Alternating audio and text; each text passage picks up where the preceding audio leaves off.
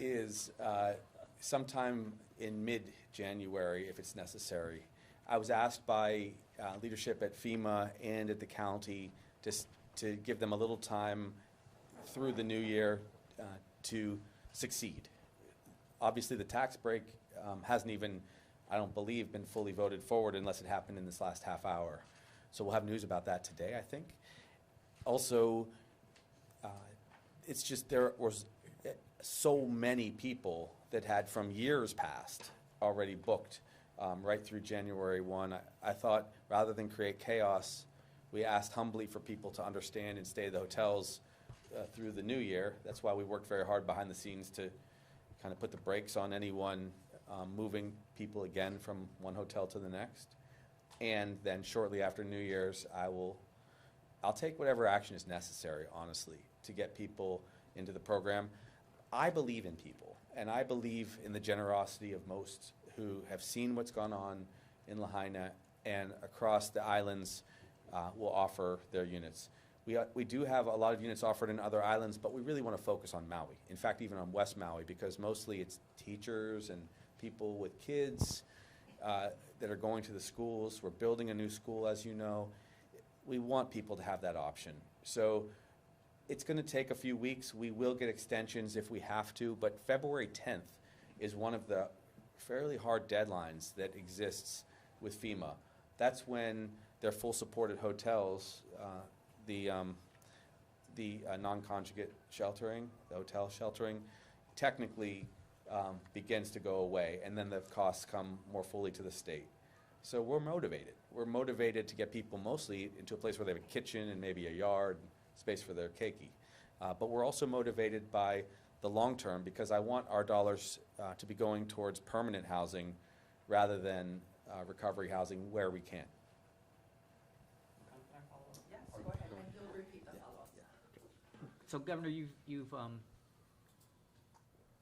generated a lot of news when we quoted you saying moratorium is a possibility.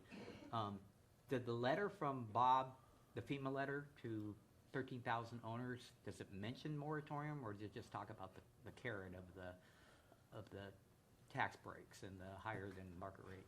Well, thank you. So the question was, does the letter mention that? No, the letter focuses on the positive, which is an opportunity to get the tax break and to get this competitive rate, which is quite generous. But I think one of the purposes of having these press conferences, and to say it a few times, is that people need to know what's coming. And I don't want it to catch anyone by surprise. I don't even want to put too much of an onus.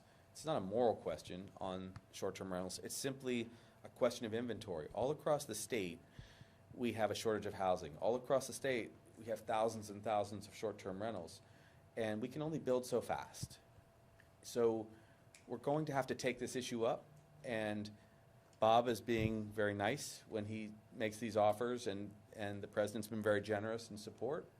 But it's my job to kind of take the hard position if our people aren't being cared for. And so that's what's coming. And it's going to come swiftly in the new year if need be, because in talking to families, there's a lot of extreme stress. Some of the mental health challenges are a result of crowding in hotel rooms, and you can see it on their faces and you can hear it in their voices.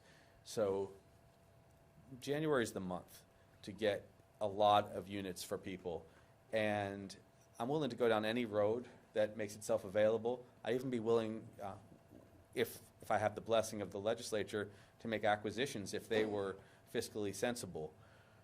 But there's not a lot to acquire. It's not easy to do that. So I think that this transition from short-term rentals to long-term rentals, followed up by building Ohana units, which you're seeing a lot of those programs recommended, makes the most sense.